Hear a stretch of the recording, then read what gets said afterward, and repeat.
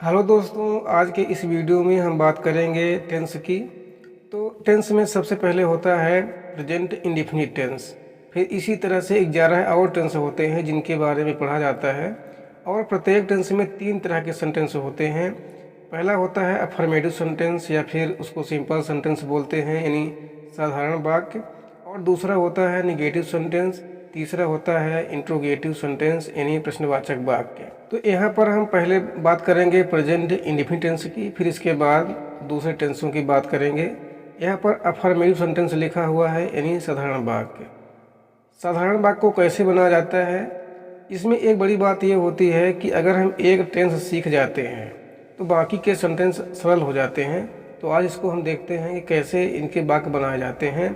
और इसमें हम तीनों सेंटेंस पढ़ेंगे, अफर्मेटिव, निगेटिव और इंट्रोगेटिव। प्रेजेंट इंडेफिनिट टेंस के जो वाक्य होते हैं इनको पहचानने के लिए या तो उनकी हम हेल्पिंग वर्ब की सहायता से पहचानते हैं, या फिर जो उनकी पहचान होती है वो इस तरह से ता, ती, ते और फिर है। ता, ती, ते, है इस तरह से रहता है। जैसे यहाँ पर गाय घास खाती है लिखा हुआ है तो यहाँ पर ती आ रहा है। उसका भाई दौड़ता है लिखा हुआ है तो यहाँ पर ता। मैं देवरिहन गांव में रहता हूँ, यहाँ पर भी ता है। इसको पहचानने का दूसरा तरीका ये है कि जो वर्ब होती है, वाक्य में वर्ब जो काम बताती है, जैसे यहाँ पर खाना, यहाँ खाती है लिखा हुआ है, ये वर्ब है। तो वर्ब में क्या होता है कि एस, ई एस या फिर आई एस लगा रहता है। जैसे यहाँ पर ईट्स लिखा हुआ है तो एस जो है तो ये बताता है कि ये प्रेजेंट इंडेफिनिट टेंस का वाक्य है। बाकी किसी भी टेंस में ऐसा नहीं रहता, और वो भी अफर्मेटिव सेंटेंस में। नेगेटिव इंट्रोगेटिव में एस, ई एस नहीं रहता है। तो किसी भी सेंटेंस को बनाने के लिए किसी भी टेंस में सबसे पहले हमें सब्जेक्ट मालूम होना चाहिए। जैसे यहाँ पर गाय सब्जेक्ट है, यहाँ पर आई सब्जेक्ट है, यहाँ पर माई सिस्टर सब्जेक्ट है, यहाँ पर उसका भाई सब्जेक्ट है, हिज ब्रदर, यहाँ पर मैं सब्जेक्ट है। अब इसमें एक बात यह ध्यान रखने वाली होती है, यहाँ पर लिखा हुआ है कि आई, बी, यू, दे और बॉयज, ये बॉयज भी बहुवचन है। राम एंड सीता अगर लिखा हुआ है तो ये भी बहुवचन होता है। ये बहुवचन कर्ता होते हैं और इसी तरह से हर टेंस में चलेंगे। ये ही, सी, इट, इट निर्जीव वस्तुओं के लिए है, सी गर्ल के लिए है, ही लड़के के लिए है, वह, और ये राम लिखा हुआ है किसी का नाम है तो ये एक वचन होते हैं। तो जो एक वचन कर्ता होते हैं तो उन्हीं के साथ ये S, E S, I S लगाया जाता है वर्ब में, यानी क्रिया में। और बाकी अगर ये सब्जेक्ट रहते हैं तो वर्ब में S, E S, I S नहीं लगाया जाता है। ऑब्जेक्ट का मतलब होता है कि पहले हम सब्जेक्ट लिखेंगे, वर्ब लिखेंगे, वर्ब में S, E S, I E S लगाएंगे। फिर जो बचता है, जैसे मैं स्कूल जाता हूँ तो जाना गो है, लेकिन स्कूल जो है तो ऑब्जेक्ट है, उद्देश्य है स्कूल। तो इस तरह से जो ऑब्जेक्ट होता है उसको बाद में लिखा जाता है। यही फॉर्मेट चलता है। बाकी के टेंसों में जो हेल्पिंग वर्ब होती है, सहायक क्रिया, वो बदलती जाती हैं। हमने एस, ई एस और आई एस लगाने का जो नियम होता है, कैसे लगाते हैं, उसका एक छोटा सा वीडियो बनाया है। और हेल्पिंग वर्ब के बारे में भी है, तो उसको आप देख सकते हैं। हेल्पिंग वर्ब जैसे शैल, विल, डू, डज और हैव, हैज, ये हेल्पिंग वर्ब होती हैं। पर लिखा हुआ है कि गाय घास खाती है, तो यहाँ पर गाय सब्जेक्ट है तो पहले सब्जेक्ट लिखा हुआ है, फिर वर्ब लिखा जाता है तो यहाँ पर ईट लिखा हुआ है। और काऊ एक वचन करता है तो यहाँ पर एस लगा दिया गया है, और फिर ऑब्जेक्ट ग्रास लिख दिया गया है। बस ये चीज़ हमें ध्यान में रखना होता है। अगर कोई वाक्य इंग्लिश में लिखा हुआ है तो उसको हम हिंदी में लिख सकते हैं। जैसे आई लिखा हुआ है तो मैं, फिर रीड पढ़ते हैं, ए बुक किताब। बस ये ध्यान रखना है कि हमें उस सेंटेंस का हिंदी अनुवाद कैसे करना है। तो आई रीड ए बुक, मैं पढ़ता हूँ एक किताब, मैं एक किताब पढ़ता हूँ, इस तरह से। माई सिस्टर लिखा हुआ है यानी मेरी बहन, प्लेज खेलती है, फुटबॉल, फुटबॉल खेलती है, मेरी बहन फुटबॉल खेलती है, इस तरह से। यहाँ पर माई सिस्टर, एक सिस्टर की बात हो रही है, एक बहन की, तो यहाँ पर प्ले में एस लग गया है, और यहाँ पर प्ले जो है वो वर्ब है तो इसीलिए यहाँ पर एस लग गया है।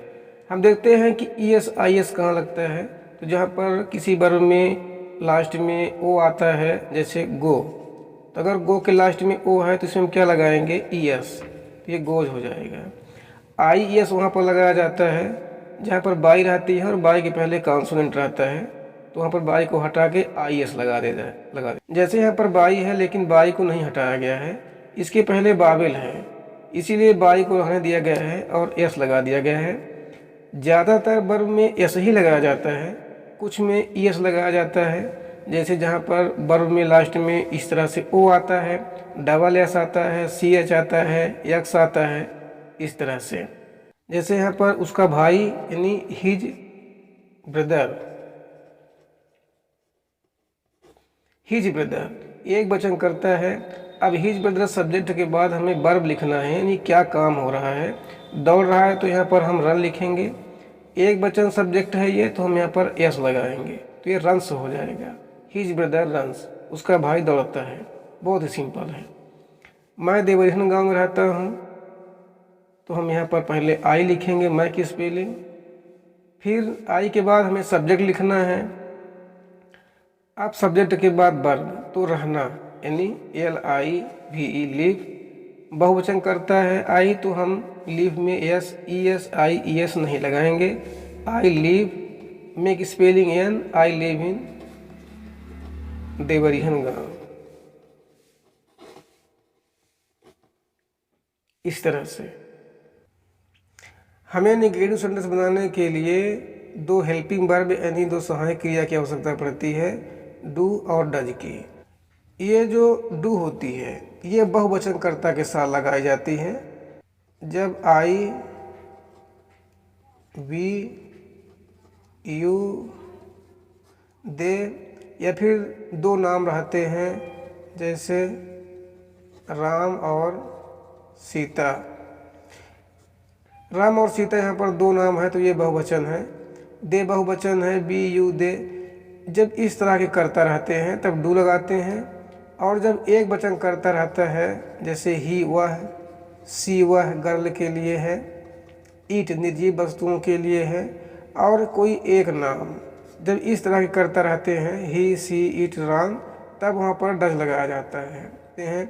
जैसे अगर डू नॉट लगा है, डज नॉट लगा है किसी भी वाक्य में, इंग्लिश में लिखा हुआ है, तो हम उसको देख के ये समझ जाएंगे कि ये प्रेजेंट इंडेफिनिट टेंस का वाक्य है।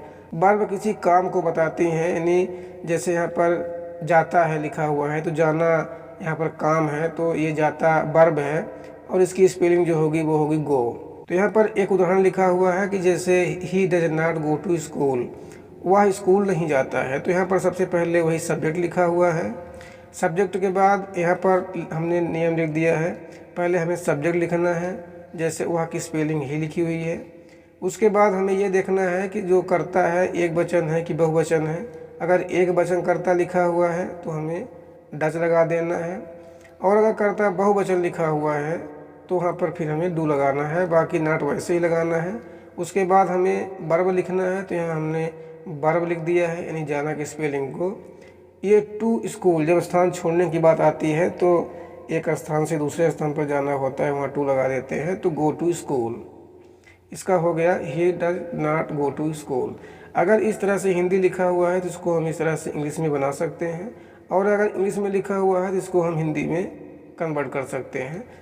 तो मैं नहीं पढ़ता हूँ इसको, जब हम इंग्लिश में ट्रांसलेशन करेंगे तो पहले हम लिखेंगे सब्जेक्ट, तो यहाँ पर सब्जेक्ट मैं है तो हम आई की स्पेलिंग लिखेंगे। मैं के बाद हम ये देखेंगे कि हमें डू लगाना है या फिर डज लगाना है। ये कर्ता बहुवचन है तो हमें सिंपल सी बात है कि हमें डू लगाना पड़ेगा, तो हम डू लगाएंगे और फिर नॉट लिख देंगे। आई डू नॉट, कोई भी टेंस पढ़ेंगे तो हेल्पिंग वर्ब जो रहती है उसके बाद हमें नॉट लगाना पड़ता है, बस। I do not. अब हमें लिखना है वर्ब, ये तो वर्ब का मतलब होता है कि क्या काम हो रहा है। तो यहाँ पर पढ़ना तो हमें रीड लिखना होगा, इसकी स्पेलिंग रीड, बस। आई डू नॉट रीड, मैं नहीं पढ़ता हूँ, सिंपल है। बहुवचन करता था तो हमने डू लगा दिया। अब हम देखते हैं इंट्रोगेटिव सेंटेंस। इंट्रोगेटिव सेंटेंस का मतलब होता है प्रश्नवाचक वाक्य। ऐसे वाक्य रहते हैं जो सिर्फ प्रश्न पूछते हैं। यहाँ पर कुछ क्वेश्चन वर्ड लिखे हुए हैं, जैसे व्हाई मीन्स क्यों होता है, हाउ मीन्स कैसे, वेयर मीन्स कब, वेयर मीन्स कहाँ होता है, हुज मीन्स किसका, हु मीन्स कौन, हुम किसको, व्हाट मीन्स क्या। यहाँ पर लिखा हुआ है कि डू डज पहले लिखना है, फिर सब्जेक्ट लिखना है, कर्ता लिखना है, फिर नॉट लगाना है, फिर वर्ब लिखना है। तो इस तरह का जो नियम है कि पहले हमें डू या फिर डज लगाना है, तो ऐसा तब होता है जब किसी भी वाक्य में शुरू में लिखा रहता है क्या। जैसे यहाँ पर शुरू में क्या लिखा हुआ है, तो जब इस तरह से जब क्या शुरू में लिखा रहता है तब उसकी शुरुआत हमें हेल्पिंग वर्ब से करना होता है। किसी भी टेंस में ऐसा ही होता है, हेल्पिंग वर्ब से उसकी हमें स्टार्टिंग करना होगा सब्जेक्ट को देख के। सब्जेक्ट यहाँ पर वह है, एक वचन है, तो इसकी स्टार्टिंग हम डज से करेंगे, डज। फिर लिखेंगे सब्जेक्ट की स्पेलिंग, तो ही। यहाँ पर नॉट नहीं है, यहाँ पर नॉट लिखा हुआ है लेकिन यहाँ पर नॉट नहीं है तो हम नॉट नहीं लिखेंगे। Does he go to school, question mark नहीं भूलना है।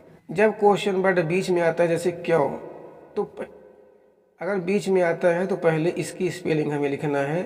तो क्यों की स्पेलिंग हम लिखेंगे वाई, इस तरह से। फिर हमें स्टार्ट करना है डू या डज से, तो वह एक वचन है तो हम लिखेंगे डज, वाई डज ही। अब यहाँ पर नॉट भी है तो हमें नॉट भी लगाना है। Why does he not go to school, इस तरह से। थोड़ा सा ध्यान देना है कि अगर क्वेश्चन वर्ड बीच में है तो पहले हमें उसकी स्पेलिंग लिखना है, फिर शुरुआत हेल्पिंग वर्ब, फिर सब्जेक्ट। अगर नॉट है तो नॉट लगा देते हैं, नहीं रहता है तो कोई बात नहीं। फिर वर्ब लिखेंगे गो यानी जाना, फिर टू स्कूल, इस तरह से। यहाँ पर हमने सिर्फ डज रहने दिया क्योंकि यहाँ पर क्या की स्पेलिंग हमें नहीं लिखना है। कभी भी अगर अंग्रेजी में कोई भी सेंटेंस लगा है, अगर शुरू में हेल्पिंग वर्ब अगर है, किसी भी टेंस की हेल्पिंग वर्ब, तो हमें जब उसका अनुवाद करना है हिंदी में तो हमें क्या कह के करना है। और अगर स्पेलिंग शुरू में वाई लिखी है, वाट लिखा है या फिर वेयर लिखा हुआ है, तो इसका मतलब ये है कि वो जो क्वेश्चन वर्ड है वो हिंदी के सेंटेंस में बीच में आएगा। जैसे यहाँ पर लिखा हुआ है कि तुम कहाँ रहते हो, तो पहले हमें कहाँ की स्पेलिंग लिखना पड़ेगा, यानी वेयर। फिर यहाँ तुम जो है तो बहुवचन है तो हमें डू लगाना पड़ेगा, वेयर डू। फिर सब्जेक्ट लिखना पड़ेगा यानी ये सब्जेक्ट,